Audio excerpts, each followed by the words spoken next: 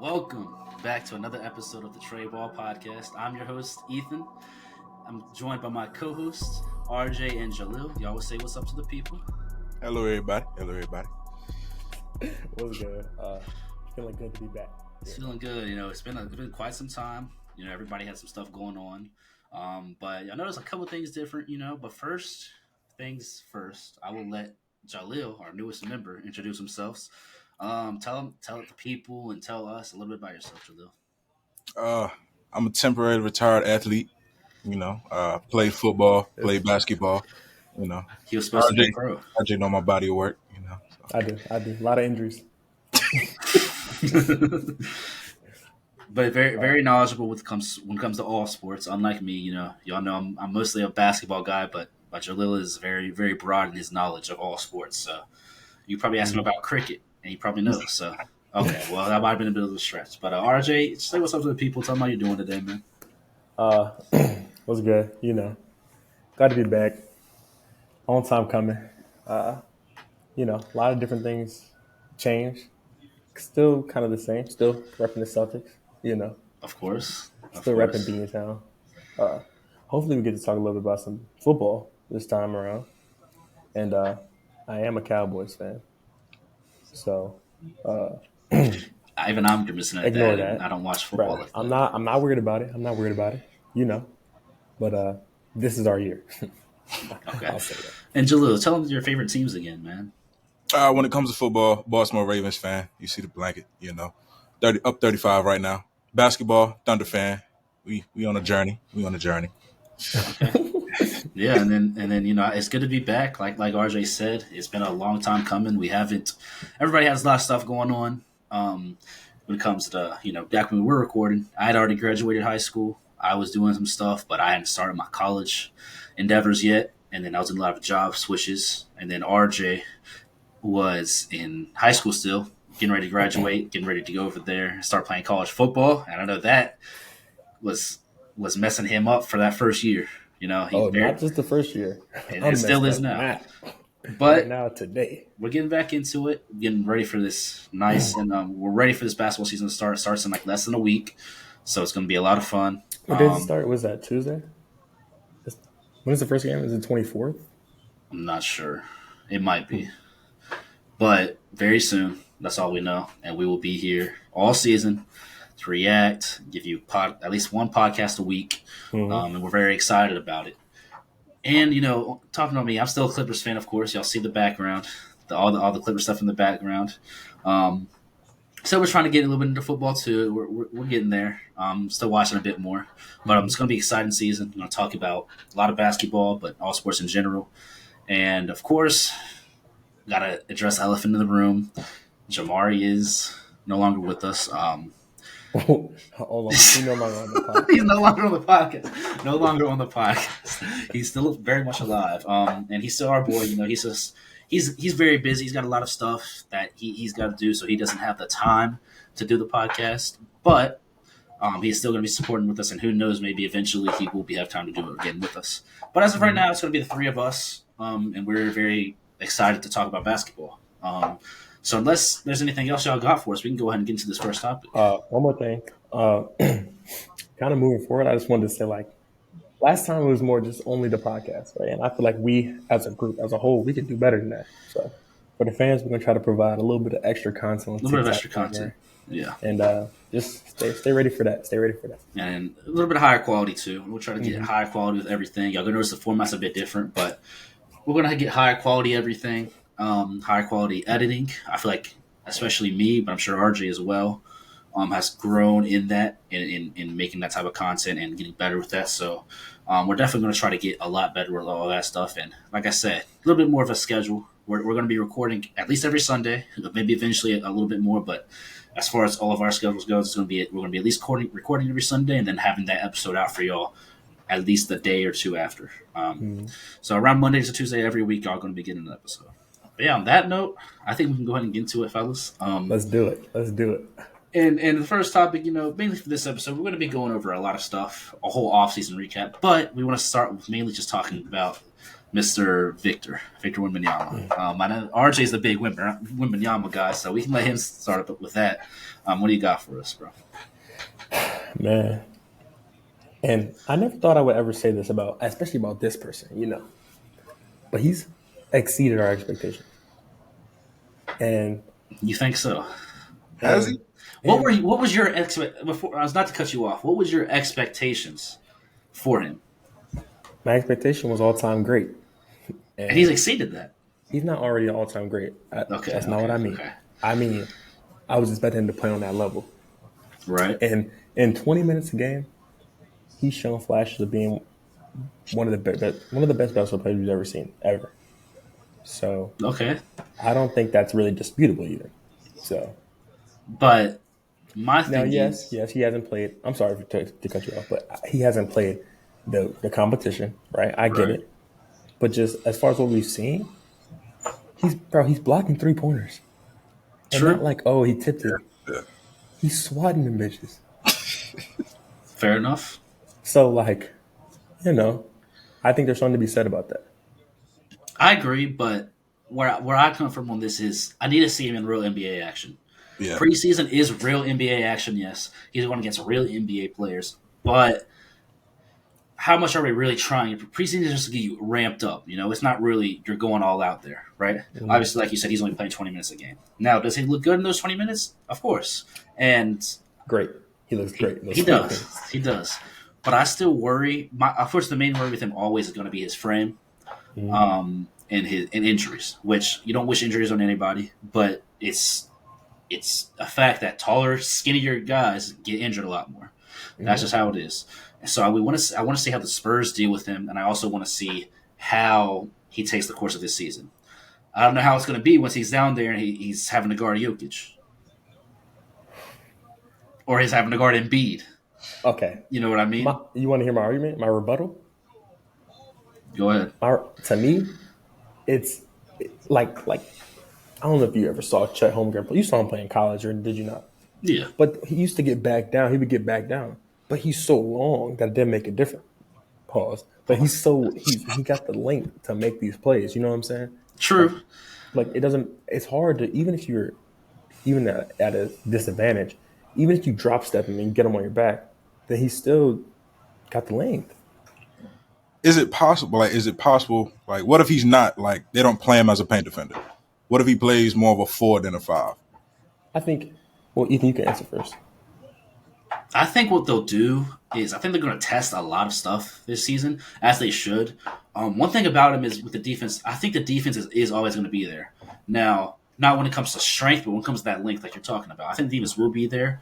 The perimeter defense, it is exciting to watch because he covers so much ground that it could, he could be at the free throw line, but he's still getting a contest. Mm-hmm. But also, on the other hand, I'm still not too sure about it either because we see that for now. We've seen a small sample size of that. Let me see him guard people like that and it be effective for a 10-game stretch, right? Yeah. Because I don't really know how much all these guards we have in the league, I don't know how much he's going to be effective with that, him playing so far back with these best guards in the league going at him. Now, it's weird because I don't really what type of coverage to call it because he's kind of playing drop coverage while also not playing drop coverage because of its length. But also, how much are you really going to ask him to do on that defensive side? So I think, it's – and when it comes to where they're going to play him, I think they're going to test him out everywhere. I think they'll test him out as like that 4 to guard smaller guys. But I think where they should play him a lot is that helper spot. Play him as the 5 and play him as a help defender. Yeah. That way, I don't really like – even though he covers a lot of ground, I don't like having him guarding the perimeter yet. Now, test it. But yeah, does he get Rookie of the Year in y'all opinion? No doubt. I don't think so. Or will he be deserving of Rookie of the Year? Is what I'm saying. I feel like he'll have a good season, but I feel like I believe Paolo got Rookie of the Year last season, right? Mm-hmm. Yeah. But you could argue there were some other guys who weren't necessarily better, but Paolo was the biggest name of that season. Who? A bit of bias, Jalen Williams, straight up. Now that's not a bad conversation to have. If you're talking about impact, Yeah. He made y'all better. Now, did Paolo make the Magic better? Yes, but I see what you're saying. He's an I impactful player. I think Paolo undoubtedly had the best rookie season because Yeah, the thing is, when it comes to rookie of the year, it's going to go to the best. It usually goes to the best player. It doesn't determine winning, yeah, because Keegan Murray impacted winning a whole lot for the Yeah. Kings, but that's not what they're really looking for. yeah. And then on the rookie of the year talk, I was kind of just chatting. Now that I think about it, he probably will get rookie of the year. I think about everybody else that could win it. Thing with Scoot Henderson is he has so many other guards around him, Shaden Sharp, Yeah. and Anthony Simons, that he's not going to be that main guy. And then I really like the Thompson twins. I think they are going to be. I think they can be. Which I don't know. I really don't know the field that they're going against. I think they could be the best twins to ever be in the NBA. I don't know. Their only competition is like who, the Morris twins. I don't know the history of Are twins the in the Gasol NBA, twins or but just brothers? They're just brothers. Just brothers, okay. so then I guess the Morris twins. Yeah, and Marcus Morris has had near All Star seasons, but I think Amin and the Star can both be. I like their game a lot, but both of them have a lot of other players in front of them that are going to be a main focus. Who even else? I don't think Brandon Miller would win it. Now what the Hornets got going on? Yeah, they got got too a much whole going bunch of on. bullshit We'll get to them later, but yeah, I think Wemby will probably win it, whether he's deserving or not. I think he will win it. Yeah, that's what I'm saying. Because I think like Wemby goes out and he's averaging kind of like this preseason. He's averaging like 28 and say 5, right? He's going to get it. But I think if he goes out and has like an average or not really like a surprising season because of the hype, I think he still may get it. Yeah, Even and if say also Brandon Miller comes out and averages like a 20 and 8 on a official show. No, Yeah, I would do it. think Chet could win it. Ooh, Now, I forgot. Now, in the instance now, it just depends on how the voters change everything every year. Yeah. Now, if the Thunder come out and they're a 4 seed, It's gonna be tough not to give. it's going to be tough. But if the Thunder come out and they're a 4 seed and Chet is one of the best defensive players in the league, I could see it. Yeah. I could definitely see it because if Chet's blocking 2-3 shots a game and is in all, not even defensive player of the year, but in all defensive conversations, and the Thunder are really good, I can see him being definitely in the conversation. Yeah. So, but I do think Wemby will probably get it. And he is a phenomenal player, but I definitely want to see. I definitely want to wait and see the regular season. I do expect big things from him. I expect him, but people's talking about them coming out. Do you think the Spurs can make the playoffs? No. Either of y'all think that? I don't think so. No, I don't. No. Devin Vassell is a good player too. He is. He's a great player. But the West is tough though. Like it's tough. I don't think the Spurs get above a 13 seed. No. Because I've been seeing a lot of people talking about Wemby can get them to the play-in, and I think that's insane. Maybe the play-in. The play-in? I don't even think they get to the play-in. Let me look. Okay, let me look at Western Conference teams before I start talking. Because I'm just going to name no particular order: Denver, both LA teams, Phoenix, Thunder, and I'm talking about all 10. Memphis, Minnesota, Golden State. Who else was even in? They're not better than Houston. Oh yeah, I'll give you that. I feel like it. Dallas, which Dallas is a bit iffy too, but they're not better than Dallas. But Houston and Dallas, okay. If you start throwing those teams in there, they got a shot. And we have the Pelicans too, though. That's 11. Yeah, Pelicans makes 11 already. Hang on. Yeah, I'm going to bring up the standings really quick so I have all the teams in front of me. I don't know. Then are they better than the Jazz? If the Jazz didn't have that hot start, they would have been terrible last year. Yeah. But they did. The Kings. Oh, yes. Damn. So we got Warriors, Suns, Lakers, Clippers, Kings, Pelicans, Grizzlies, Mavericks, Nuggets, Timberwolves, Thunder. That makes 11. Yeah. Yeah, they don't have a chance, huh? No. They don't stand. They're not better than the T-Wolves. They're not better than the Thunder. They're not better than the Nuggets. I think the Blazers and the Jazz are better than them, but I'll leave those out for a second. Blazers got a sneaky little roster. The Blazers do. Yeah. And I think the Rockets are better than them too. I think the only team they might be the worst team in the Western Conference. I think they're the worst team in the Western Conference. Actually, Yikes! I think they're Bro, the worst team. but Roster Ethan, wise. they got the X factor. No, don't How nobody great else do you got think him. he's gonna be? Like I What do know, you mean? like coming in, he's expected to be. He's next Braun Jordan. Like he's expected to be up there.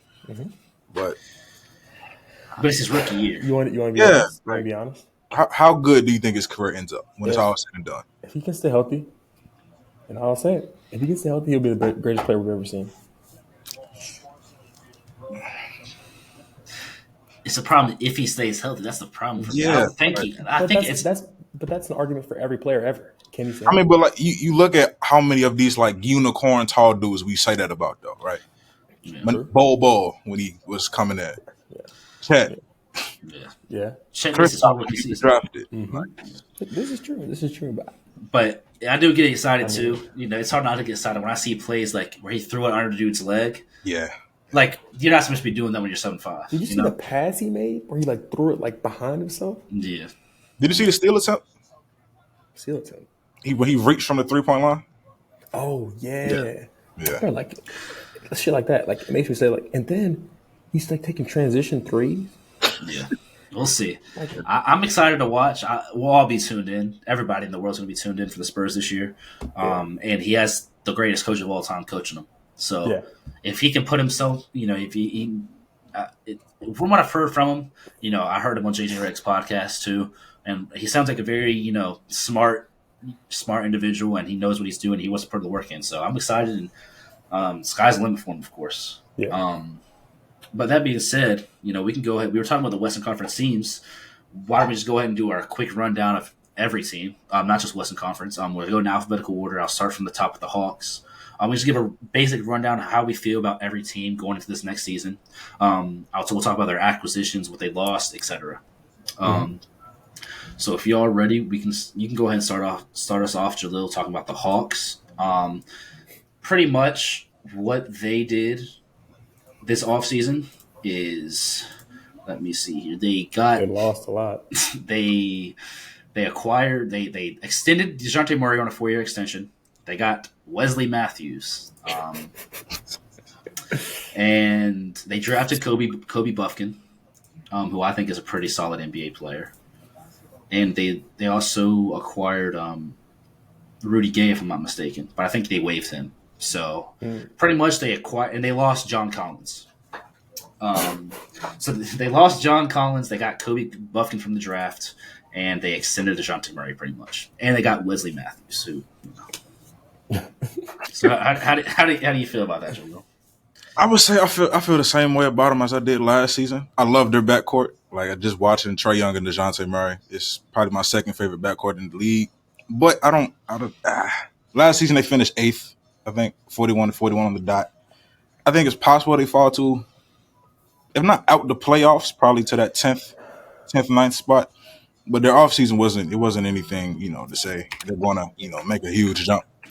But I think we may see possibly DeJounte Murray take a little bit over from Trae Young. Possibly. I think so. Possibly, yeah. You mean like as far as like leadership, or what do you mean?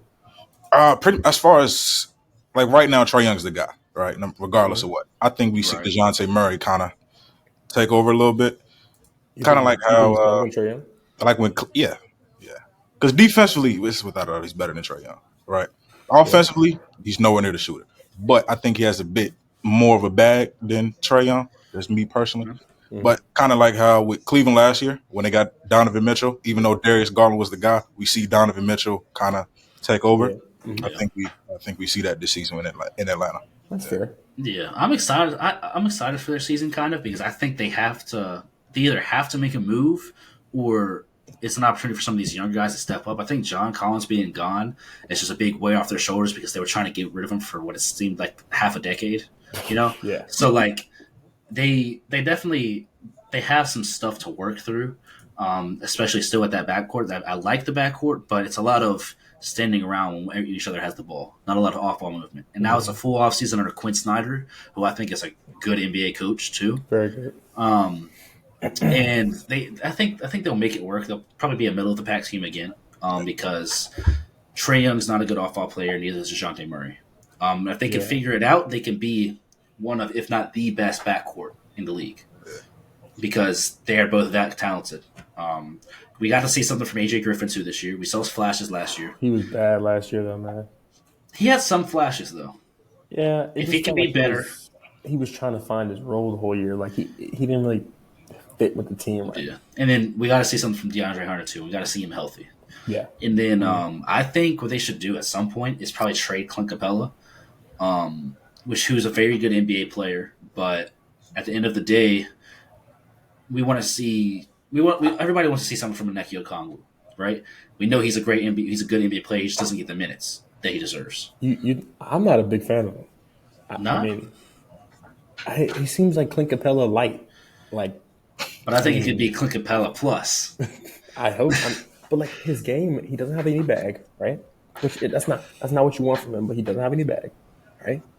He's undersized for a big guy. Was he like 6'8", 6'7"? I think he's a bit taller than that. 6'9". I mean, that's still undersized.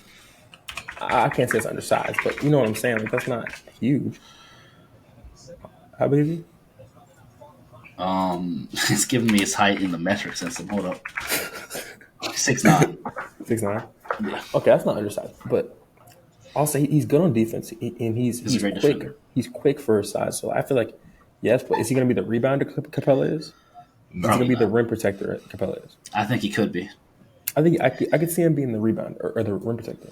I couldn't see him being that rebounder Capella is. Capella's Right. I don't want to say a generational rebounder, but I mean Kind of. He's in our generation it would be Drummond and him. Yeah. I mean, just a great rebounder. So I don't know if he has that potential. I think he can be but good for their defense too, because having a guy like Trae Young out there really limits your defense. Yeah. But as far as their whole season, I think it's hard to be too bad with Trae Young. I feel like anyone that can give you 28 and 10 assists, 11 assists, think about how many points that is. And the name of the game, obviously, score more points. I mean, Yeah. it's hard to be bad. And then you have a guy like DeJounte Murray who can really defend 3 positions, right? Right. Effectively. And he's good on the ball. So, as long as they mesh, get under Quinn Snyder's system, I don't see how – I really don't see how they could be so bad. They should at least make the playoffs or make the play-in. Yeah, exactly. I couldn't see them being a bottom 5 team in the conference. I just couldn't. I couldn't see that. Okay, we can go ahead and move on to the next team in alphabetical order, the Boston Celtics. RJ is pretty happy about them. Pretty much all their acquisitions. Okay, y'all signed Delano Banton. I think is pretty decent pickup. O'Shea Brissett on a 2-year deal. Mm-hmm. Jaylen Brown extension, 5-year biggest contract in NBA history. Wenyen Gabriel, Shvi Mikhailuk, Drew Holiday from the trade, the Kristaps Porzingis trade, 4-year extension to Payne Pritchard, and you signed Lamar Stevens. RJ, you can take lead on this one, man. Hey, man. First things first. Rest in peace to my dog, Marcus Smart, man. He's why you became a Celtics fan, right? Indeed. The real fans know the story. Y'all did him wrong, though. Y'all did him wrong. Yeah. You could say that. Tony Allen 2.0, he's went from Celtics to the Grizzlies. Yeah. On a serious note, though, I think we got a lot better. I think top to bottom. You did. I think Holiday's a better shooter, better offensively, and maybe better defensively than Smart. Drew Holiday is the best perimeter defender in the league. Yeah, right. Then you got Derek White. He shaved his hair, so he's about to get a power up. And then you get who else? You got Tatum, Brown, and then you got Porzingis, which allows Al to get less minutes. And then you sign Lamar Stevens. You sign O'Shea Brissett, and then Pritchard's a good player. Delano Banton as well in the back end. end. Delano Banton. So I think Delano Banton, Lamar Stevens, and O'Shea Brissett, they allow us to be versatile off the bench, right? Because those are guys that can defend potentially 4 positions. I mean, that's a lot. You got Shvi Mikhailuk as well, pretty decent shooter. Yeah. Wenyen Gabriel, who's we just waived him. We just waived him. Y'all waived him? Yep. Oh well. And then we signed Nathan Knight. I think it's happened today. So. Okay. Yeah. Well. Yeah. Right now, I think the Celtics undoubtedly have the best roster in the NBA. I don't really know if there's a debate for that. Mm-hmm. They got extremely better. You got arguably the 2 best perimeter defenders in the league, and they're the best at navigating screens too. Mm-hmm. When it comes to navigating screens, Drew Holiday and Derek White are the best at it. Mm-hmm. You'll have that's going to be a whole lot for the other team's guards to deal with. And then you get Jaylen Brown and Jason Tatum, who are, effective Great defenders as well.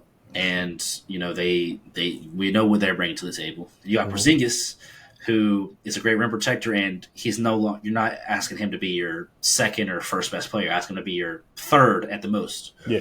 So, and he's in a winning situation now. So who knows how he's going to look at to play in a winning situation.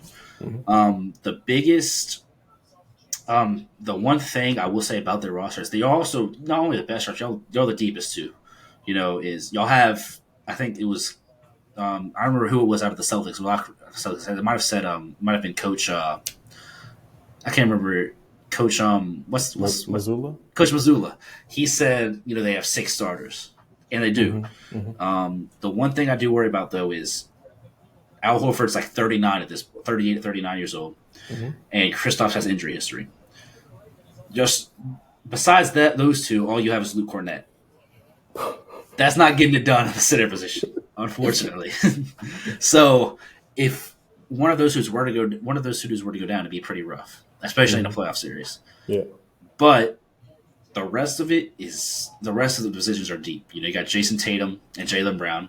You got people like O'Shea Brissett, Shvi Makai, Luke, Lamar Stevens backing them up. Which those guys, none of those guys are getting any too much minutes. You also got Al Horford. Probably, I would say Al Horford coming off the bench.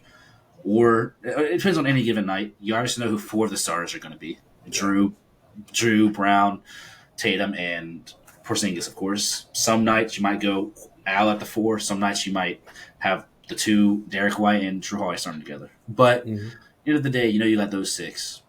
Besides that, you have a couple good backups with Peyton Pritchard, Lamar Stevens, O'Shea Brissett, Delano Van. None of them have to get too many minutes, but you have those guys. But it's the center that I worry about, because if something were to happen, especially in the playoffs, I don't want Luke Cornett getting minutes in the playoffs. Me either. I don't know if y'all do either. So that's the one thing I worry about. But I could see them making a trade or something like that to get somebody. But I do think they have the best roster in the league and the best offseason. I mean, it's like Ethan said. I think the front court is different this year. Y'all, of course, y'all lost Marcus Smart, but you also lost Grant Williams and Robert Williams III, right? Yeah. And so if you're in the playoffs at the 5, you're relying on Porzingis and Al Horford, and one's old, pretty much elderly, and the other one got an injury history. So I think it's tough to manage. But looking at it on paper, the roster's great. It probably is the best in the league.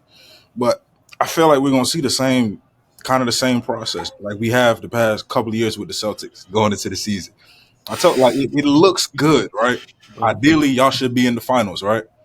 But it's like the Dallas Cowboys. I don't see y'all getting it done. I don't see y'all getting it done. All I know is I would pay to see a Bucks Celtics series this year. Yeah. So that's going to be fun. Moving on, though, we still have a lot of teams to get through. We got the Brooklyn Nets. They didn't do too much. Re-signed Cam Johnson. They picked up Darius Baisley, Harry Giles, Dennis Smith Jr., Lonnie Walker, and Trenton Wofford. Nothing too crazy. I like what they got going on right now. They have picks. They have Mikal Bridges, who I think is one of the most underrated players in the league still. One of my favorite players. Cam Johnson on a decent deal, and then a couple other guys. Lonnie Walker's a good signing, and Darius Baisley. So, actually, I believe they actually might have – I think they just waived him, actually. Darius Baisley? If I'm not mistaken. Yeah. Yikes. But they didn't really do much, and they also lost guys like Seth Curry. And who else did they lose? They lost Seth Curry. I know that. And they lost Joe Harris. Yeah. So, but they're not really trying to compete. I don't have a problem with their offseason. I think it was a run-of-the-mill offseason. They did what they wanted to do. They wanted to bring back Cam Johnson. They did that. Picked up a couple other guys like Dennis Smith and Lonnie Walker that, who knows, could make an impact. So I think they're where they need to be. Yeah.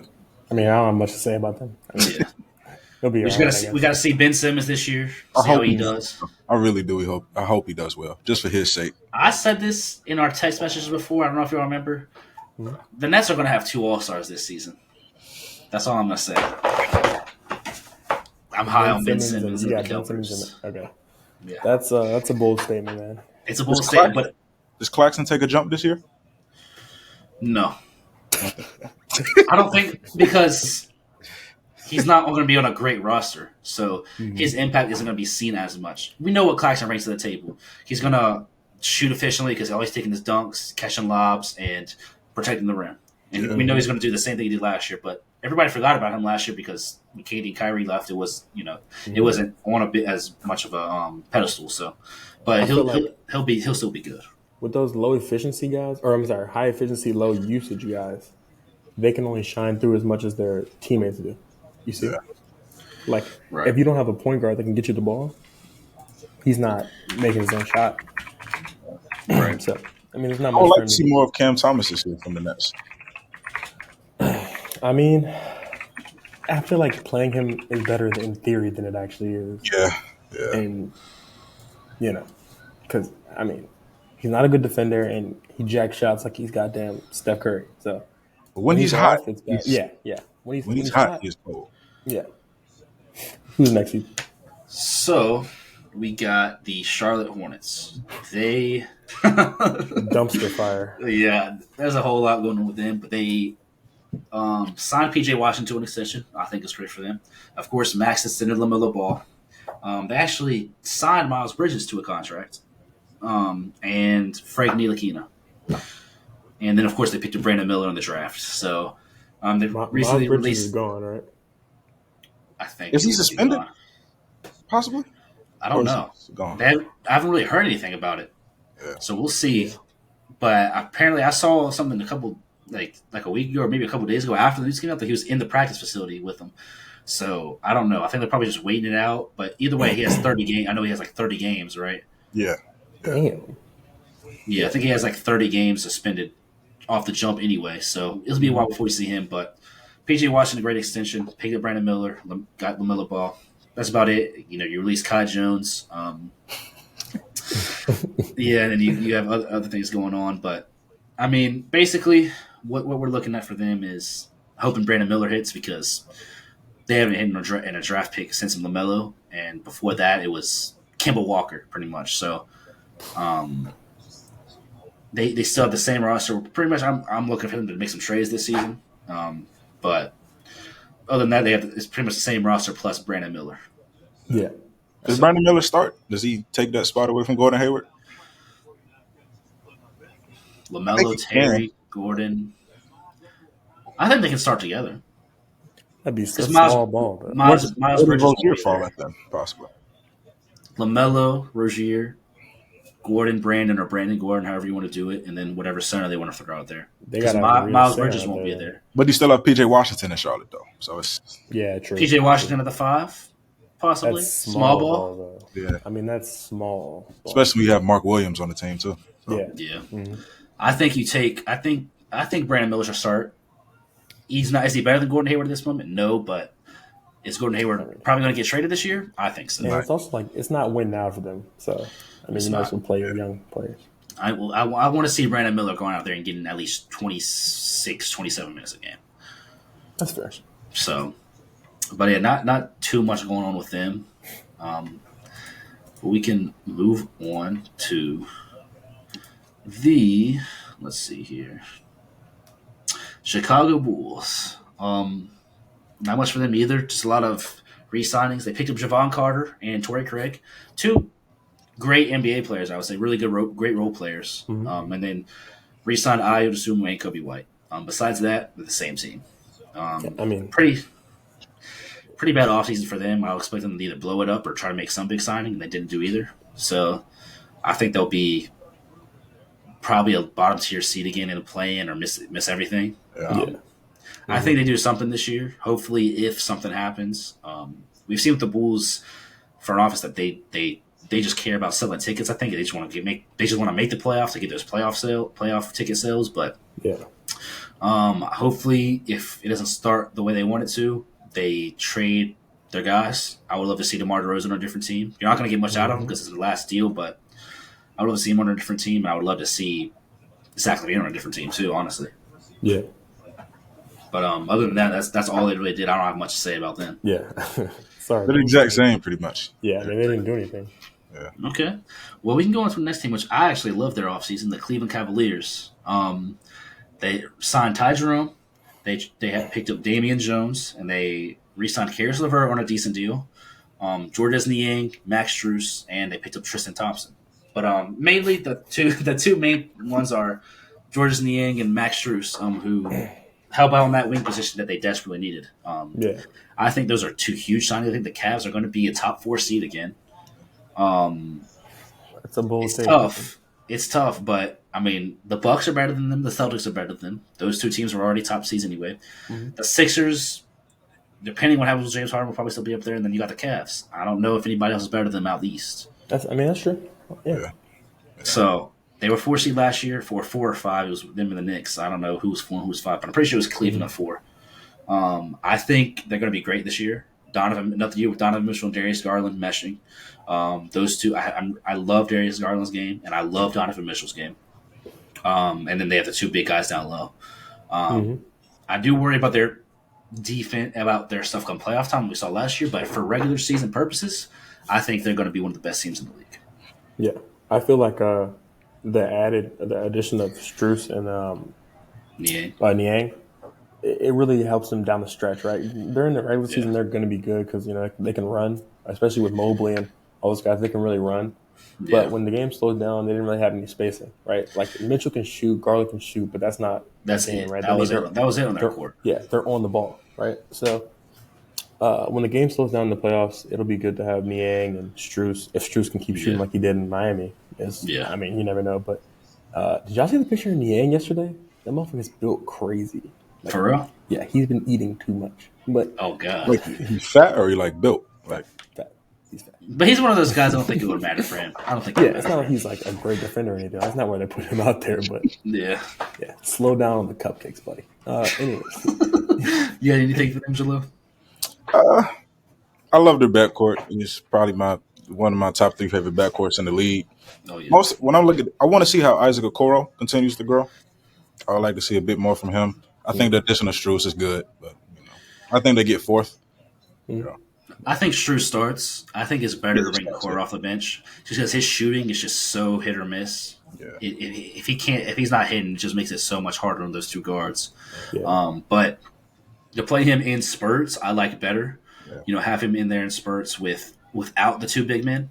Like if you can have him in there with a lineup of him, the two guards, or one of the guards, and like Max Strus and one of the big men, or something like that. That's a lot better because you have more shooting. So I think I like what they got going on, and I like their coach. JD Bickerstaff is a great coach, and I think they're going to be really good this year and figure some things out. So, but moving on though, we have the Dallas Mavericks, who had a interesting offseason, to say the least. They added Seth Curry again, who last time we saw him on the Mavericks was great. Kyrie Irving, re-signing Kyrie Irving. Picked up Rashawn Holmes, Dante Exum, Derrick Jones Jr., Markieff Morris, Dwight Powell re-signed, and then Grant Williams, who was my favorite signing of all of them. So you can start us off, Jalil. Tell me what you think about their offseason. I think the offseason was cool. Nothing like Milwaukee or nothing crazy. But I think it's some good additions. It helps a bit defensively, when they lost last season in the trade, giving up Dorian Finney-Smith and them. I think it'll be interesting to see how Kyrie and Luka look for a full season. In my head, it could be amazing, but, it's an interesting dynamic. Yeah. Right. I think Grant Williams will have a good season. Oh, yeah. Mm-hmm. Yeah, I think. Like you Go ahead, RJ. No, after you. After you. All right, so I think a lot of times, right, in Boston for Grant, right, and this is just about Grant. Like it would happen where Jason Tatum's obviously going to be a shoot first type of guy, and not that Luka's not. Luka's selfish as fuck. If you really watch ball, you know that. But Luka's kind of selfish. But Luka will find the open man, especially on that corner. That's where Finney-Smith was living, and I feel like that can take Grant from what was he like last year, like probably like 11 points a game, to maybe like fucking 16, 17. I mean, I expect him to be maybe in all defense conversations too, because he's going to be their defensive stopper, really. I mean, they don't. When you look at that roster, I mean, and they also who they also draft this year? what was his name? The center. Oh, Let me pull it up. Yeah, pull it up. But they also got was it Jaden Hardy? Derek Lively. Derek Lively. Derek Oh, they Lively, did. and they do have Jaden Hardy still. Mhm. And Dwight Powell. Yeah. Yeah, So with they should them, be all right. I think they did what they could in the situation they had. They had to bring back Kyrie, which they did. Rashawn Holmes is a decent center. He does what he can. Seth Curry, another shooter. I like that. And then Derrick Jones Jr. is a lob guy. You know, he can get some tick here and there. Dude does what he can do. What Dwight Powell does. And then you got Grant Williams. Like I said, Grant Williams is going to be their main defensive stopper, like you said, RJ. And he couldn't make a living out of that corner. I think last year he just didn't get used properly with Joe Mazzulla. The year before that, he was a very great player with Mhm. Ime Udoka. But this year, with Joe Mazzulla, he wasn't used properly. But I think they can be decent. Now, I can still see them being like an 11 seed, honestly. I think they have a big range. They could be as good as the 5 seed with those two top guys, and then they can also be like an 11 seed, not being it at all. Mm-hmm. Because that defense, Grant Williams being your best defender scares me. It does. Sure. So, and him being like your only defender besides,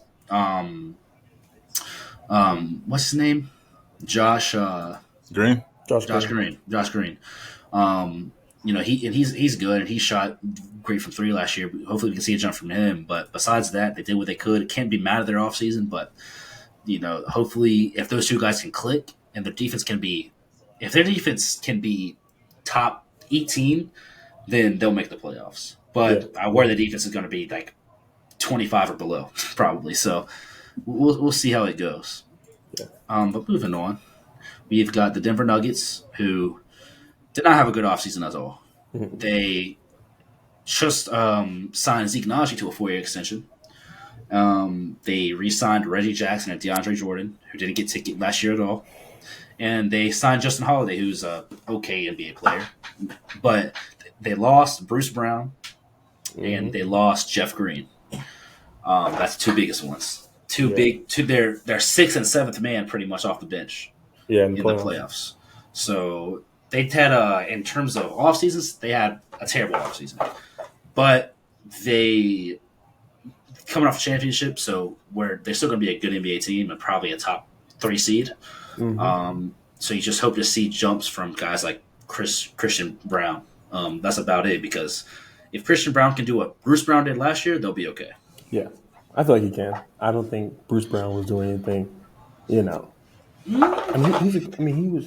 glue guy, right? But I think Christian Brown could take up that. He's more skilled too, so that could be better for them. It is tough losing Bruce Brown because he is like one of those hustle guys, one of those, But Yeah, I don't know. like I said, not much of an offseason. They just pretty much lost a couple guys and re-signed Zeke Naji. So Pretty much the same. It's nothing crazy. I think Bruce Brown hurts a little bit because he's a good energy guy. Seemed like a good guy to have in the locker room, and I think he'll do good with the Pacers. But the foundation's still there. You kind of starting lineup's not really changing at all. So right. Yeah. All right, so we got your Detroit Pistons. Picked up Monte Morris and Joe Harris via trade, and they picked up, of course, Asar Thompson in the draft, and Isaiah Stewart agreed to a 4-year extension. Honestly, for what they have, I like their offseason. Monte Morris is a great backup PG. We've seen that in Denver. And Joe Harris is a shooter, another shooter around Cade, when he's going to be coming back fully healthy. And you already have Bogdanovich, who's one of the most underrated players in the league last year. So they have some trade pieces. They have a lot to work with the center spots because they have 4 centers. And that being Isaiah Stewart,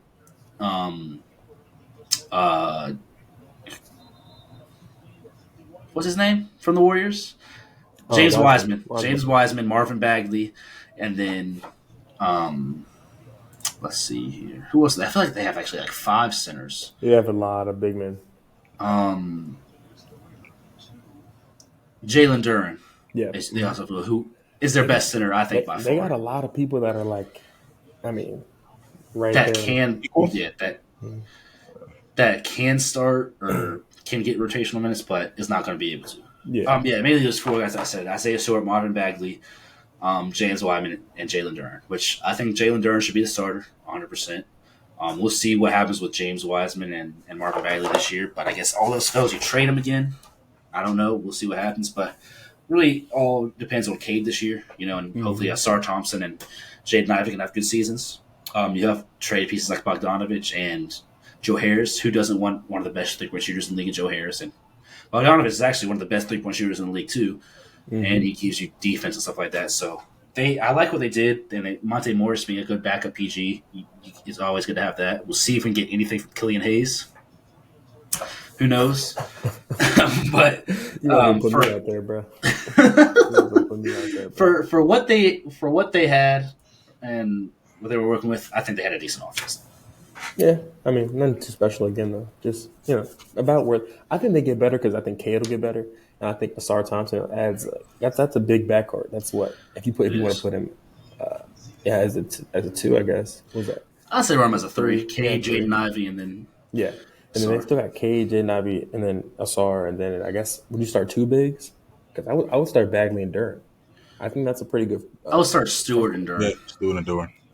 That's big. Stewart has a corner 3 on him though. Yeah. True. So I guess Stewart and Duren. That's not bad. I like that. Been taking a step forward. That's a nice, young, fun lineup. So yeah, it is. Okay, we can move on. We can go ahead and move on to Golden State, who picked up Chris Paul, my guy, of course. Dario Saric on a 1-year deal. Re-signed Draymond.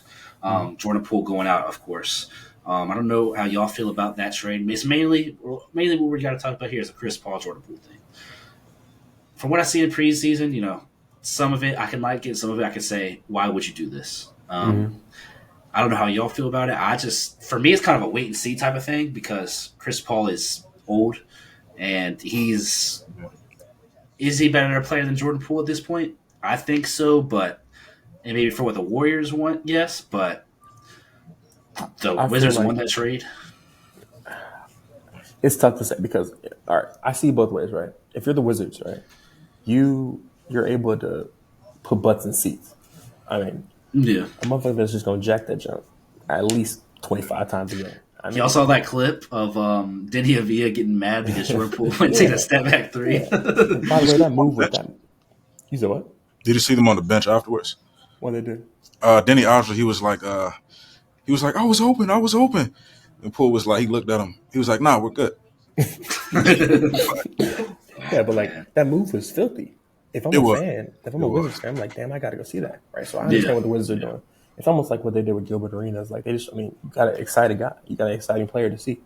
Yeah. But for the Warriors, and this is one part that I haven't seen anybody really talk about is I feel like adding Chris Paul makes Steph Curry's career longer, and you got to hear me out, right? Because that allows Steph to play off ball, right? You understand? Steph has a slight frame in NBA. Steph might be the best off-ball player we've ever seen, too. Exactly. Yeah. Right. So you get a guy that can handle the ball, and get Steph the ball, but also Steph doesn't have to take all these fouls. It's a lot. He has a slight frame for an NBA player. So I think them adding Chris Paul extends his career. I hate to say by years, but I mean it allows him to rest. You see. I think Chris Paul should come off the bench, though. And from everything I've seen, he's going to be starting. And I don't like that because if Chris Paul started, then we were seeing a lineup of Steph, Chris Paul, Klay Thompson, Andrew Wiggins, and Draymond Green. I'm sorry, but that lineup's getting torched defensively. Yeah, that lineup's getting torched. Yeah. That lineup's getting torched. Draymond Green is not the small ball 5 he used to be. Klay Thompson is not a good defender anymore. Not a great defender anymore. He's still a decent defender. Wiggins is a great defender, but Chris Paul's not the defender he used to be. Steph Curry, he's never been a great defender. He can hold his own, but he's never been a great defender. That lineup's going to get torched, especially by the likes of somebody like Denver, who runs a huge lineup. Mm-hmm. I think it's great if Chris Paul comes out coming off the bench, and he could be in conversations for 6 Man of the Year. He can actually run that second lineup. Yeah. Because last year, if Steph's not in the game, then you're losing those 5 minutes. Yeah. So it does help extend Steph's career in a sense. But I also don't think Chris Paul's going to be a Warrior after this season. He's on his last year of his deal. I think he'll retire. You think so? If he gets a ring, I think he retires. Where does he go? Where does he go to get a better shot than?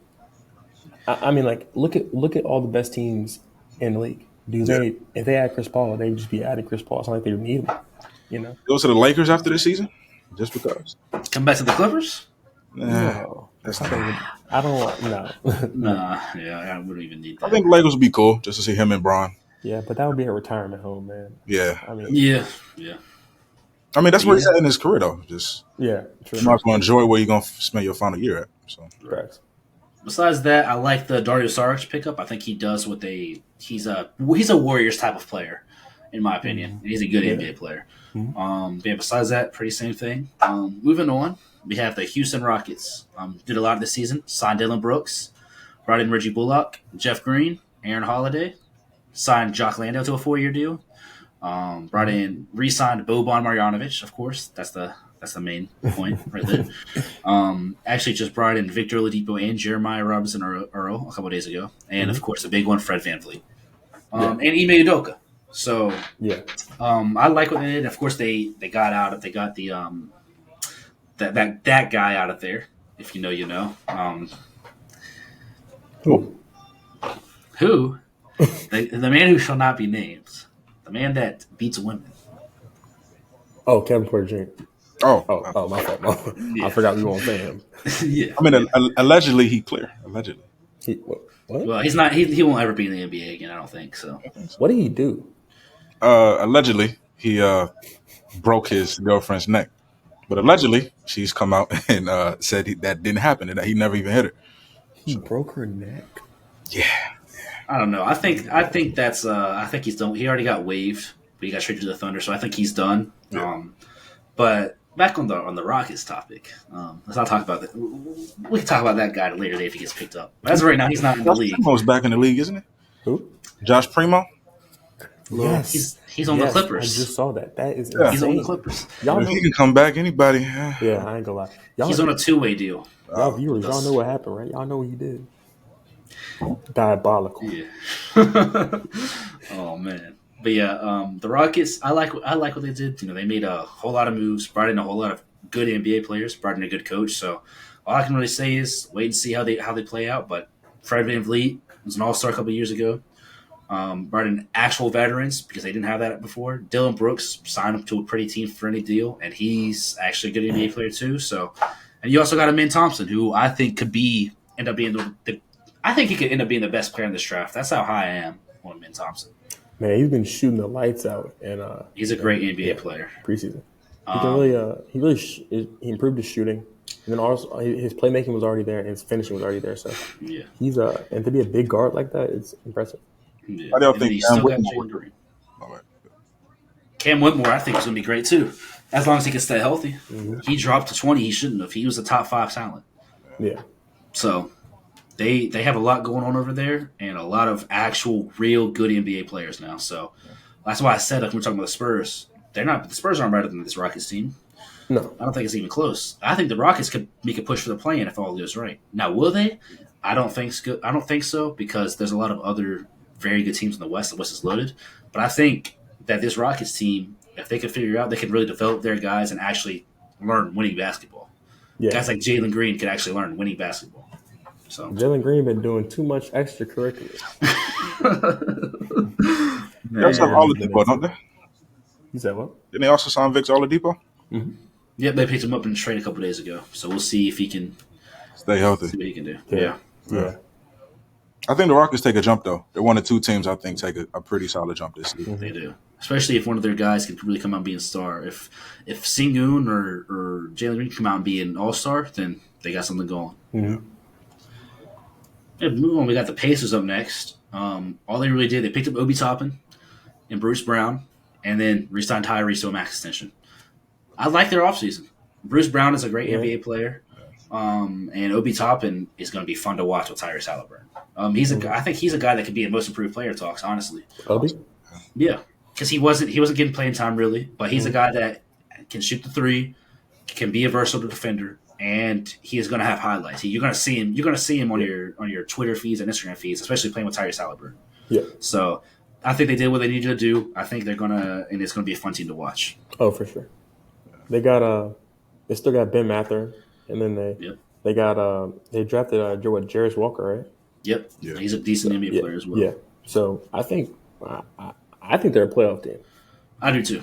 I mean, maybe As long as play Tyrese in. is healthy. Yeah. As long as Tyrese is healthy, I think they're a playoff team. I'd say maybe play in, but I mean, I could see them being 7 seed. I see them at 6. I think they could get I there. do. Mm-hmm. I Yeah, think, mean, I think they they're take talented. like with the Rockets. I think they take a big jump.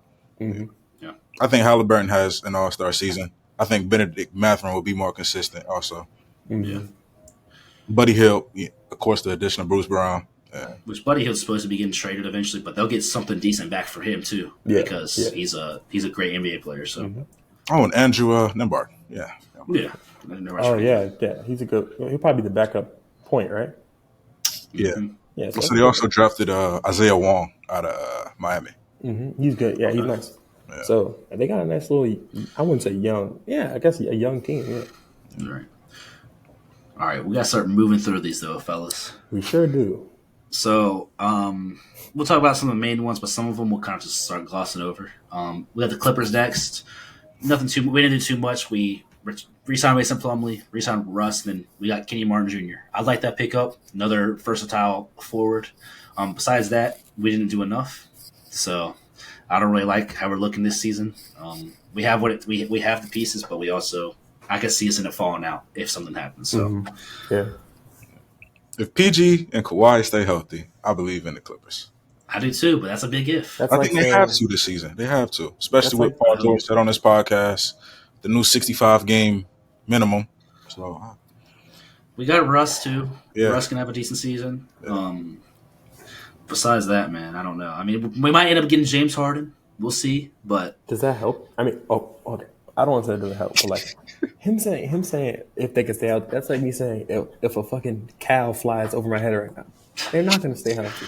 come I on, mean, bro. Yeah, that is well, not for a full season, but if they could play at least 60 games, I think they have a good chance. And if they're healthy for the playoffs, because that's been the problem the past couple of years, playoffs. yeah. We'll see. I mean, I have hope if we can stay healthy. Of course, I have hopes, but I don't believe in it anymore. I've given up. So, but we can move on. We got the Lakers. They extended AD, re-signed Rui Hachimura, signed Jackson Hayes, Torian Prince, re-signed Austin Reeves, signed Cam Reddish, re-signed D'Angelo Russell, re-signed Jared Vanderbilt, picked up Gabe Vincent, and picked up Christian Wood. That's a good roster, though, when you think about it. Yeah, they got a lot of versatility.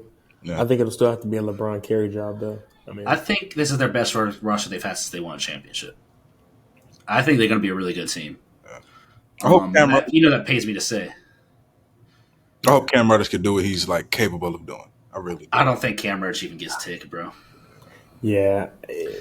The team's too deep. The idea of Cam Reddish is better than Cam Reddish. Yeah. Honestly, this team might be the deepest team besides the Celtics. You think so? I mean, Yeah. If you got AD, Christian Wood, Vanderbilt, Hachimura, LeBron, Torian Prince, Max Christie. What do you think about him? Austin Reeves. You still have D'Angelo Russell. You add Gabe Vincent. That's a deep team. And Man. what's his name? Hood Shafino, I think. Jalen Hood-Schifino is a decent player too, and he's probably not going to even get ticked this season. Yeah. Yeah. That's the thing. They are deep. You probably roll out a starting lineup of somebody like I don't know if D'Lo starts, but either D'Lo or I'm sure you're starting Austin Reeves, you're starting LeBron, you're starting AD. I just love their versatility. Torian Prince is such an underrated NBA player. Jared Vanderbilt is really good. Gabe Vincent, we saw what he just did in the playoffs. Mm-hmm. He could be their starting PG for all we know. Christian Wood is one of your back end players, and we know how talented he is. I really like what they got going on. They're going to be like the best defense in the league, I think. Yeah, one of the best defensive in the league. Even how guys get when they can't shoot when they start teaming with LeBron, but still, you still got the defense. Torian Prince is a great defender. Rui Hachimura, AD, LeBron when he wants to. Austin Reeves, they have a very good team. So that pains me to say, but I think they'll be a top 4 seed at least. Yeah, I can see it too. Does Reeves play the way he's been talked about this season? Because I've heard conversations that he's better than Anthony Edwards. I don't agree with that. Okay, whoever said that needs to be sniped. Like because of the FIBA tournament. He was good in the FIBA. Yeah, people are putting him in those conversations now. Like got in the Anthony conversation. Edwards and probably Jaws around there too. Like He's not all star. He's at most fringe all star, I think. I feel like, but that's good for what they need. If you have Austin Reeves Would you say Anthony Edwards is the best player on the Timberwolves? Yes. Yeah. If you have Austin Reeves as the best player on any team in the NBA, you're the worst NBA team. You're the worst team in the league. Yeah. So, like, I don't think they're comparable. If we traded Anthony Edwards for Austin Reeves right now, the Lakers would win the championship, and the Timberwolves would be the 15th seed probably. Yeah. So, Anthony Davis stay healthy this season? no. I He's talking about playing all. He ain't playing no 82 games, bro. Come on, let's keep it real. don't know if he plays 60. To be honest, No. I think so. Not But- even close. He'll hopefully they can have a good season, and they give us some good basketball in the playoffs. Moving on, we have the Memphis Grizzlies, who of course picked up Marcus Smart, lost Dylan Brooks, picked up Derrick Rose, extended Desmond Bain, and that's about it. So not much to say about them really. They lost Dylan Brooks and they picked up Marcus Smart. That's They about picked it. up. The only thing to say about them is they picked up a real tough guy and dropped off Dylan fucking Brooks. Oh, and Steven Adams done for the season. Steven Adams is out for the Sure, season. sure. So I think the Grizzlies are going to fall out and be in the play-in this year. 25 games without Ja and no Steven Adams. Steven Adams was the reason they were good last year until he went out. Mm-hmm. And if they're looking real thin up front, you got to think Brandon Clark's out for the season too. Yeah. So you got your two best bigs probably out for the season. We're relying on Kenny Lofton. I mean, there's Jaren Jackson Jr. there too. Still. Yeah, but he's more of a 4. He plays the 4. Yeah. So we're really he'll have to run a lot of small ball 5. Problem with him is he fouls out a lot. Yeah. So if you wanted to get all those blocks to be that DPOI, you're going to have to, you have to back up on that because we can't afford for you to be fouling out in 22 minutes like we were able to afford that in the past. So it's going to be interesting. I think they're going to be real slow. They don't have Tyus Jones anymore either, and he was one of the best backup PGs in the league. You're getting used to Marcus Smart, and in order to stay afloat, you're going to have Desmond Bain to be an all-star in order for them to stay afloat, which he can do. He's very good, but it's going to be rough. 25 games is a lot of games, and then you don't have your starting center and then your backup center for the whole year. So That's a lot. That's too much to overcome. and then in a loaded Western Conference. So I think they could have tried to do more. And you got Marcus Smart, but you lost Tyus Jones and Dylan Brooks. As much as we talk about Dylan Brooks, he was the best defender on that team, the best perimeter defender on that team. So, they got a lot to overcome, but they've done it in the past, but we'll have to see. Yeah. Y'all got anything else on the Grizz? You got D Rose. Yeah. They do get D Rose. We'll see how that Goddamn. goes, but he's not going to get PT really though. I mean, he kind of has to though, doesn't he? Well, at the beginning of the season, yeah, they'll get yeah, PT. yeah. Once Ja comes back, he's Yeah. not getting PT. Yeah. Next up, the team that had the worst offseason. Can you guess who? Let me guess. I don't know. It's the worst. Seth? Miami Heat. Oh, Yeah. Let me tell you their offseason acquisitions. They got Josh Richardson, and they re-signed they got Thomas Bryant, Josh Richardson, and re-signed Kevin Love. That's it. RJ Hampton too, I guess, but I'm not going to even mention the two-way guys. Thomas Bryant, Kevin Love, and Josh Richardson. And you lost Max Strus, lost Gabe Vincent. That's 2 of your starters. So I feel like the Heat always find a way though. Like if they make the playoffs, they somehow always find a way. they always find a way, but And they also, just because you always find a way doesn't mean you shouldn't be trying to improve your roster. Yeah, True. Yeah. But they also just spawn these like Random ass. undrafted all-stars. So I don't know. Yeah, but I mean, you lose out on the Dame trade.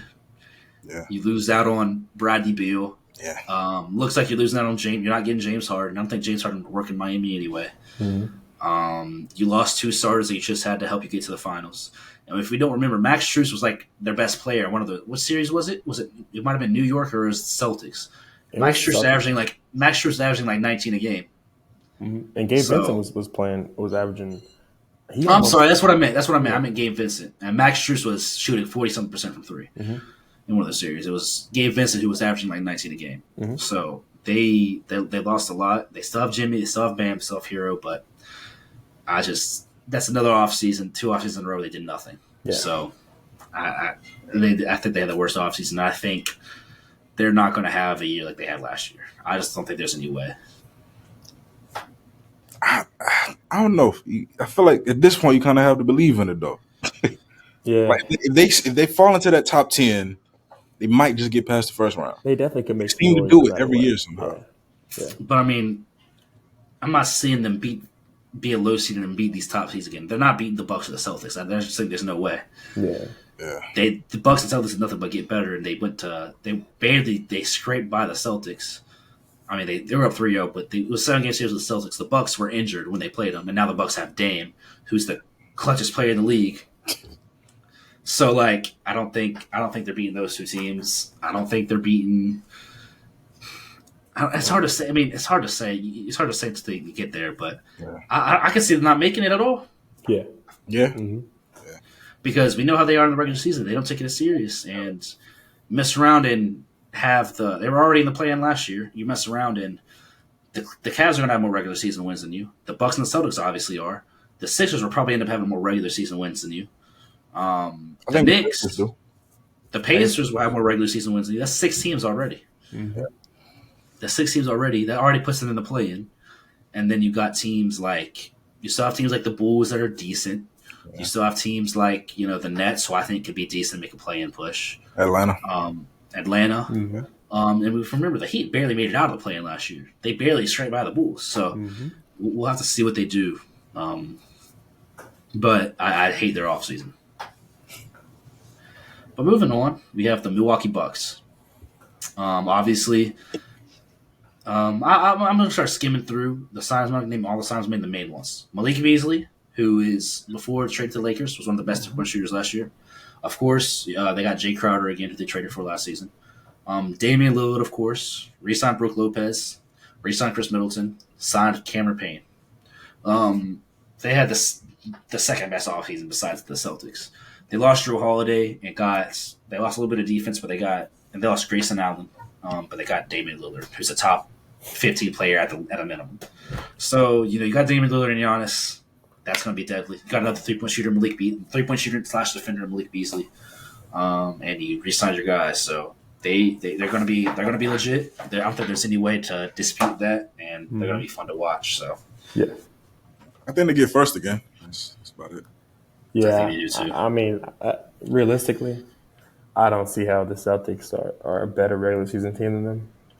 I'll be interested to see how things go in a series, but I mean, they got a juggernaut. I think the Bucks are the best barring injury. I think the Bucks are the best regular season team. Yeah. I think it's a lot more meshing the Celtics have to do, and I think, of course, it's going to be meshing for Dame, but I think it's not going to be that hard for them. Yeah.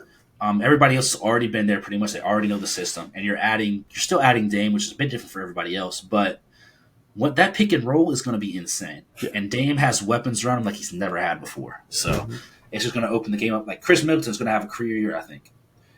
Yeah. I mean, He's not going to be the. Though I feel like he should. Yeah. He should because he's not. Defenses can't focus in on him. They were able to focus in on, of course, Giannis, but now, okay, we got to focus in on Chris Middleton. Now, I'm worried. My defense is worried about Damian Lillard coming off the screen at half court from Giannis. So he's coming off a screen at half court. I got Giannis running at the rim. I got Brook Lopez over here shooting close to 40% from three. Chris Middleton is going to have a good year. So they're going to be fun to watch, man. Yeah. It's going to be hell to play against. That's going to be crazy. That's shooting. And Malik Beasley's a good three-point shooter, too. That's just another person I think is underrated adding because the more three-point shooting around Giannis, the better. Mm-hmm. So, yeah. But unless y'all got anything else on them, we can go ahead and move on. I don't really have anything to say about the Timberwolves. They maxed in at Anthony Edwards, and they re-signed Naz Reid. That's about it. You can skip them. Y'all want to skip them? I don't have anything to say. I mean, their offseason was last season. It's just another season of the three stars to mesh. So, yeah. Well, if y'all don't have anything, I don't have much to say about the Pelicans either. They're the next team.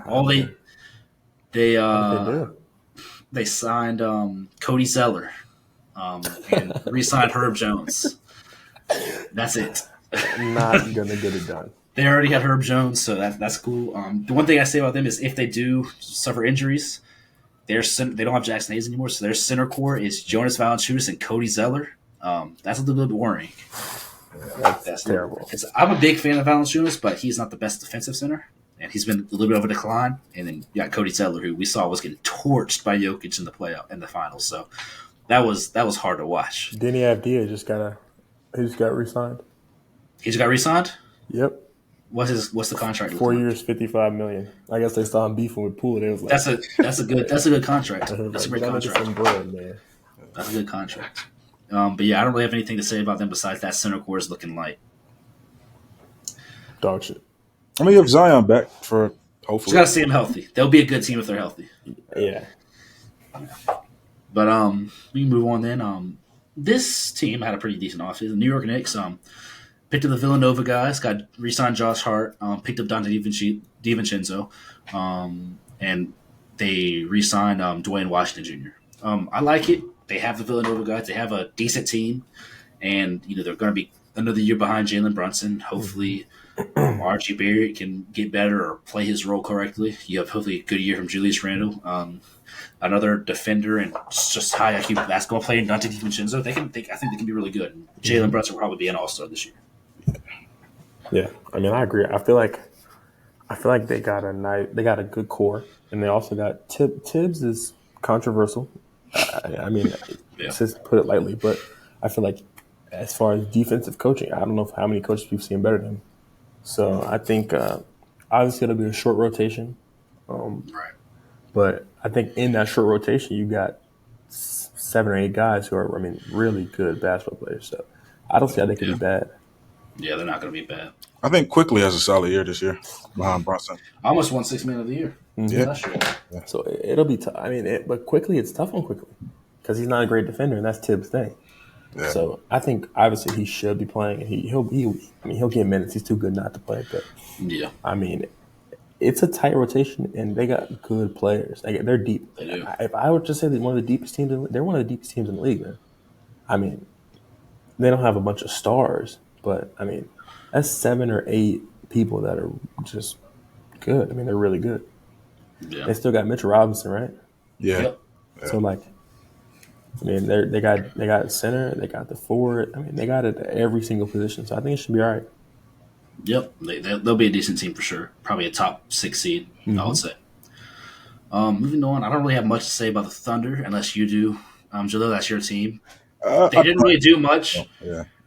The main one that I'm interested in is I can't remember his. I can't really pronounce his name. Vasile Micic. One of the European guys that signed. I know. Yeah, I know who you're talking about. He's supposed to be a pretty decent deal, but besides that, the whole lot of nothing. They're just running it back and hoping the guys develop. Unless you got anything in specific you want to talk about with them. I think Hassan Wallace will have a good year. He looked all right in summer league. I like that. But no, I think it's just going to be another entertaining year to watch. Watch a bunch of young guys go together. I think so too. Orlando. I don't have much to say about them either. They picked who they draft this year. The shooter out of Jet Howard. They signed Jet Howard, and then they picked up Joe Ingles. That's about and re-signed Mo Wagner. That's about it. Just another year for development. Hopefully, Jet Howard can be something for them. They needed shooting. They got Jet Howard, who's a decent shooter. They picked up Joe Ingles, who can't shoot. So, just another year of development for them. Yeah. Okay. Next up, we can actually talk about this team a little bit. Philly picked up Pat Bev, Danny Green, Mo Bamba. Montrezl Harrell re-signed. They picked up Kelly Oubre, which is a decent signing, and re-signed Paul Reed. Right now with them, the main one out of that, Pat Bev is a decent backup in this league, and then you got Kelly Oubre who averaged 20 last year, so that's always good. You never know. You know he's one of those guys you don't know what you're getting out of him every night, but he averaged 20 last year, so you always take a guy that averaged 20. Really, their offseason has been James Harden, so we'll have to see what happens with him. But for the most part, I mean, I like bringing in Mo Bamba. I like bringing back Danny Green. I like Kelly Oubre. So I like Kelly Oubre. What way? Excuse me. You like the signing? Yeah, I think he's a good player. Oh, okay. Okay. Yeah, no, For sure. Yeah, he really makes the team look a lot better. Anyways, I feel like no. I feel like signing Pat Bev makes the team a lot better, especially when you have Embiid. Embiid is the type of guy where he needs like Not that he needs encouragement. He's a grown ass man, but I'm saying he needs like might need a Yeah, little push. he needs that. Need Yeah. a little push every once in a while. And Pat Ben's been giving that push, so that would be good to see. Yeah. I think Maxey might be on the verge of possibly being an All-Star this year. I do too. He's a great player. Yeah. I can see MIP too. Yeah. Yeah. I like Maxey a lot. But next up, we got one of the biggest off-season teams, Phoenix Suns, who picked up. There's a lot right here, so I'm pretty much a whole new team. Picked up Grayson Allen, Keon Johnson, Nas Little, Jusuf Nurkic from that trade. Of course, in that trade went out was DeAndre Ayton, so they don't have him anymore. But they picked those four up from them. They picked up Bradley Beal, of course, from the Wizards. Signed Bol Bol, Keita Bates-Diop, Drew Eubanks, Eric Gordon, Damian Lee, Chibezi Metu, Josh Okogie returns, and Yuta Watanabe. For what they had to work with, I think they had one of the best offseasons as well. They got Bradley Beal, and they sent out DeAndre Ayton and got Grayson Allen, Nas Little, Jusuf Nurkic, Keon Johnson. Picked up guys like Eric Gordon, who's going to shoot the lights out. Picked up guys like Drew Eubanks, who's one of the best backup bigs last year. Keita Bates-Diop was a good 3-and-D guy. And they got Yuta Watanabe, who was shooting 40% from three last year, was a 3-and-D guy. So they got a lot of, for what they had to work with, they got a lot of okay to decent role players. And they got DeAndre Ayton off the books, and they got, other higher quality role players like Grayson Allen and Nas Little and Jusuf Nurkic. So for what they had to do, I think they did what they wanted to do, and they picked up a lot of really good actual NBA players. Yeah. Whereas last year they were looking very thin last year, but now they have some actual NBA players with their Bradley Beal, Devin Booker, Kevin Durant trio. So I like what they have this year. I think they'll be a top 3 seed, top 2 seed probably. Mm-hmm. So I can't really complain about their offseason at all. Only thing I could see being a hang up is defense. Yeah. Because Durant is, like I say, willing defender. Beal is a willing defender. Booker is a willing defender, but they're not great defenders. So who takes the load? Pause. Do they have to be that great defensively though? Like, I think they could be middle of the pack to possibly the bottom in defense, and the offense just be spectacular. Yeah, I think every team needs a defensive stopper though. Every team needs a guy that you can put on their team's best player. Their best defenders are going to be like Josh Okogie, Yuta Watanabe, and Grayson Allen. That's a little rough. Jusuf Nurkic I don't look at as a defender, honestly. He can play defense as a center, but Drew Eubanks is an okay defensive center too, blocks a lot of shots, but they're going to be thin defensively. They're Bradley Beal, mainly Bradley Beal, he's going to have to step it up defensively. He can be a good defender, and Kevin Durant's going to have to be a lot defensively too, because they could be one of the worst defenses in the league. Oh, yeah. But if you average, say, 120 points a game, is it? True. Yeah. True. But it's intriguing. I'm excited to see what they do and how their lineups are going to be. They got a brand new head coach and who is their head coach? Lakers championship coach, Vogel. Yeah, they have him, so he's a defensive coach. So we'll see what they can do with that. But it's a whole lot to deal with the brand new coach and brand new roster, essentially. Besides 2 people, everybody else is new. So, and also I forgot to mention we got to start flying through these. We're getting up there in time. We're almost done though. I also wanted to mention Detroit Pistons also have Monty Williams now. We talked about them earlier. I didn't bring him up. That's a great coach too. I'm high on them this season. Trailblazers, boom. They got Robert Williams, Malcolm Brogdon. DeAndre Ayton was the main pickups. Of course, they re-signed Jeremy Grant, re-signed Matisse Thybulle, but Malcolm Brogdon, Robert Williams, and DeAndre Ayton. They already, traded Drew Holiday. They'll probably end up trading Malcolm Brogdon. Mm-hmm. And probably end up trading Jeremy Grant. So I like, for what they had to deal with them all offseason, they got a lot back. And I can't give them any more praise for what they did for that their offseason. Mm-hmm. Y'all got anything else to say about for them? I think it'll be a fun backcourt to watch. Mm-hmm. They got a fun young backcourt. It'll be a fast also team. Shaden Sharp. So yeah. And DeAndre Ayton, who knows what he could be? He could average, if he can get up to like 24 and 12. Yeah, So, next up, the Kings, Chris Duarte, Alex Len, Trey Lyles, JaVale McGee, re-signed Sabonis, and they picked up the EuroLeague MVP, Sasha Sasha. Y'all know who I'm talking about. Supposed to be a good 3-point shooter, and then they picked up Chris Duarte. Nothing much to say about them, in my opinion. They brought back their guys and picked up a couple pieces here and there, but they're just hoping to have it replicate last season. I think they do. Yeah, I think they will. It's gonna be tough for them to replicate what they did last year, but I think they'll be good. Yeah, hopefully. But besides that, they didn't do much. San Antonio, all they really did was re-sign Devin Vassell and pick up your boy Victor. So not much to say about them. They also just extended. They extended today. What's his name? His name's slipping my mind right now. Used to play for the Trailblazers. Tall white guy. Oh, Zach Collins. Zach Collins. They re-signed Zach Collins today. What was his deal? Or you don't remember? Like 3 years, $30 million or something like that, $35 million. Yeah, that's fair. It's a fair deal. Mm-hmm. But they didn't do much. They're just banking on Devin Vassell being good this year with that extension, and then of course Victor. So yeah, I mean, it should be all right. I mean, they're going to be bad, but yeah, they're going to be bad. You know who they got. We got 3 more teams, boys. We're almost there. Toronto. They picked up Jalen McDaniels, pretty decent deal. Re-signed Jakob Poeltl, picked up Dennis Schroeder, and signed Garrett Temple, which is crazy. I can't believe he's still in the league. I don't really have much to say about them. I think it's about that time to blow it up. OG's on his last deal. They lost Fred VanVleet, so they're not gonna be a better team this year unless, of course, Scotty takes a big jump. So not a great offseason for them. No. Yeah, I think they eventually got to enter a rebuild phase, like a true one. Yeah. So, yeah. I would like to see how they use Grady Dick this season, though. Mm-hmm. True. Okay, but we can move on. Utah Jazz, they re-signed Jordan Clarkson and they picked up John Collins and gave him nothing. So I like that. I mean, he could be.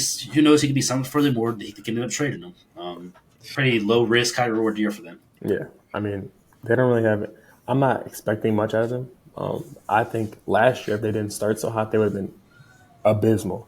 So hopefully this year they can, be more consistent.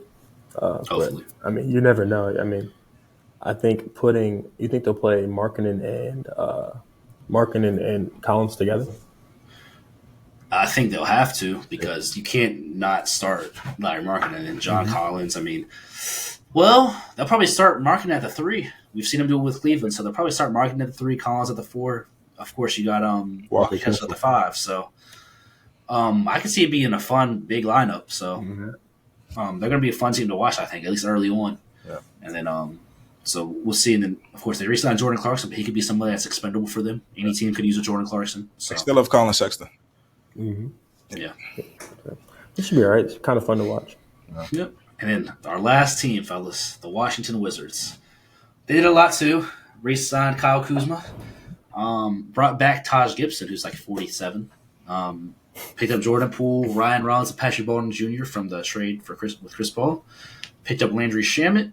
And then, of course, Tyus Jones and Danilo Gallinari. I like what they did. Tyus Jones could show us something. Jordan Poole, of course. You got to have 3 guys of Tyus Jones, Jordan Poole, and Kyle Kuzma is going to be kind of fun to watch.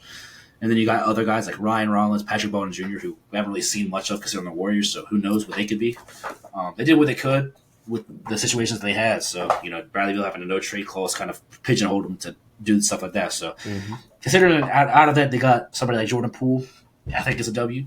But besides that, it's going to be they'll be one of the worst teams in the league. Yeah. They might be the 15th seed. Yeah, in the East. So I think it's just going to be fun to watch. I'll go, Dodger. I was just saying they're going to be fun to watch. I mean, I think it's just going to be a season of a lot of R&B edits for Jordan Poole and Kuzma. Yeah. I mean, I think at least one thing I see is they're going to finally be bad. They've been getting drafted at they got Koulibaly. Yeah, Bilal Koulibaly. We'll see how he can be. I haven't been too high on him, but hopefully he can be good for them. And hopefully this year, instead of drafting at somewhere between 8 and 10 every year, they can draft at a top 4, top 5 draft pick. So, but yeah, unless y'all got anything else to say about them, we just covered every NBA team. That took us a while to get through, but that was like an hour. Yeah, so RJ thought we were going to get through that in 15 or 20 minutes. There is no way. I didn't. It's like 20 seconds a team, bro. Yeah. Yeah. Okay. I wasn't thinking. I gotta think. But I gotta. I was thinking we could break it up into Western and Eastern, but it's just the It's season's about to start, so we push through it. Yeah. We But gotta moving go quick on, with the. we move on to our Reddit question. RJ, you breaking down what our Reddit question is for the day. All right. So Reddit question was probably my favorite thing. Our last go around with this pod, so we had to bring it back. Of course. And this week, for the first reiteration, the question is: if there were no stats or accolades, right? Just highlights. Only highlights. Who are the top 5 players ever? So how do y'all want to do this? Y'all want to everybody get their list and then react, or? Yeah, let's do that. That's I like that. All right, I'll let you start, Jalil. Yeah. I thought you have to have Kyrie Irving, right? You Are you? Is this in any order or not? no order. No Okay. order. I mean, I can put it on order if you like. Nah, you're good. Just go. I'm good. Okay, cool. I feel like you got to have Kyrie Irving. I feel personally you got to have Kevin Durant, of course. Okay. Okay. I wanted to throw a big in there. I feel like you got Hakeem. That's just me. Okay. Allen Iverson. And then, sound crazy, I'm kind of stuck between Jason Williams and Michael Jordan. Okay. That's a crazy statement, but for Jason his tape is crazy. yeah. His tape is I think I have to give the edge to Jason Williams, man. His tape is crazy. Like, Yeah, it is. That's a good list. I think instead Now- of Hakeem, you could have went Shaq. I mean, but it's like if the average person watching Shaq, right, they're just gonna say, "Oh, he's stronger than him." Yeah, true. I have none of those people on my list. Really? None. No. You don't have Kyrie on your list? No, I did not. Okay. So let me give mine. This is what I put them in order, but there's really no specific order for this. Mm-hmm. I was thinking about, you said highlights, right? Now Hakeem, for me, Hakeem's my favorite center of all time, right? But I think about highlights. Hakeem could kind of be a little bit more boring to watch. So I'm thinking about literally like what's getting the clicks, right? And so my 5 are, I didn't want to do like as much stars. Well, like you could easily put MJ like LeBron in here. Like they have crazy highlights, but I want to do like, so a lot of my players are stars, but then like except for one of them, they're not like, or except for 2 of them, they're like superstars. You know what I'm saying? So I had mine in order, but there's no particular order. All right, I'm gonna start with, I had 5. I had Shaq, because who doesn't want to see Shaq dunk on 5 people? You know what I'm saying? Like that's just absurd to watch, right? Number 4. Who I have number 4 is my crazy one. I have Donovan Mitchell. Okay, my number 3 is D Wade. Yeah. That's fair. Number 2 is T Mac. My number 1 is Vince Carter. Those first 2 are good. So my reason being is Donovan Mitchell, and this is more of my personal thing. I just love Donovan Mitchell's game. Mm-hmm. The way he's very fast, but he just like the way he stops on a dime is just crazy to me. Yeah. And of course I could put guys like Kyrie in here, but I didn't want to put those guys. I want to put like some other guys that you wouldn't think of. Mm-hmm. And then T Mac and Vince Carter, they have some of the smoothest games and best dunk highlights ever. I can't believe you didn't say PG, because he's the smooth game. Oh, he's smooth. Yeah. That's too obvious though. That's why I didn't put PG. Yeah. But I first I was coming to us thinking like, okay, what about defense too? But when you said highlights, I'm like, nobody's watching defensive highlights. I would, but nobody else is watching defensive highlights. So that's why. And Donovan Mitchell, and D Wade, of course. D Wade, he has some crazy highlights back then. He's dunking on people. He's had a smooth game, really fast, and stopping on a dime too. Kind of like the same thing with Donovan Mitchell. So that's my list. That's solid. I like the list. All right, I kind of Jason Tatum, Jaylen Brown. Oh my god, Larry Bird. No. All right, I got one guy I feel like y'all left off. He's in my 4th spot at 5. Okay, never mind. The guy I feel like y'all left off is gonna go at 2, and this is a little extreme, but at 5 I got AI. I thought about AI. I think that's fair. At 4 I got D Rose. I thought about D Rose too. From 2009 to like 2013, I mean, it was just every game, just banger after banger after banger. At 3, I got Kyrie. That might be a little low for some of y'all. I didn't have him on my list. So. I feel like we've almost been spoiled by how many highlights he gives us. Yeah. At 2, give me JR Swish. Bro, I thought about having him. I was gonna have him on my list. Like I didn't forget about him at all. I swear to God, I thought about having him, but I was like, I wanted to put Donovan Mitchell on my list, so that's why I didn't put J.R. Smith in there. But JR just has so many highlights. Like It does. for a motherfucker that was more or less average. I mean, great. Yeah. And then number one, I had to put LeBron. I think Fair enough. I feel like obviously that's like a generic answer, but Yeah. I mean, blocked by James might be the greatest highlight ever. So, Probably. yeah, I mean, I don't think you can leave that off. Yeah. But, I mean, I thought about putting some of the guys like KD, Kyrie, of course, MJ, LeBron, but I wanted to put in some of the other guys that you wouldn't think of, you know? Yeah. So, but I really was going to put J.R. Smith, but I wanted those other. I wanted to list a little bit of big man love too. That's why I put Shaq, and then the rest, of course, who I had. I already knew going into it, Vince Carter was going to be my one. Yeah. And T-Mac was going to be my two. That's fair. Because Vince Carter is my favorite player of all time, and then T-Mac is just how T-Mac is. I mean, how many points was it in a couple? In 11 points? Am I tripping? Yeah. 13. 13. Okay. Yeah. So I mean, Yeah, man. Those are some good lists. if you're watching this, comment your 5 players, bro. Of course. But yeah, this has been fun, guys. I don't got anything else for us, so I'll do. Go ahead and subscribe, follow, all that good stuff. Subscribe to us, Trey Ball Podcast. Follow us over on TikTok, Instagram. We're going to have Reels coming out, YouTube Shorts, plenty of TikToks coming out, all at the Trey Ball Podcast. And unless y'all get anything else, I'm good. Glad to be back. Glad to be back. This one went a bit longer than we usually. What did you say, Jalil? I say glad to be here. Yes, sir. Yeah, we're glad to have you, and the audience is going to be as well. And it's going a little bit longer than usual. We went through a whole off season of stuff, so that's why. Usually, we're going to try to stay around that hour mark. We went a little bit over, but it's first episode back. It's fair enough. But all right, y'all. We appreciate y'all watching. Episode 1 or season 2, episode 1? I don't know. We'll figure that out when we get to it. We'll think about it. But we'll be back next week, and we're out. Peace.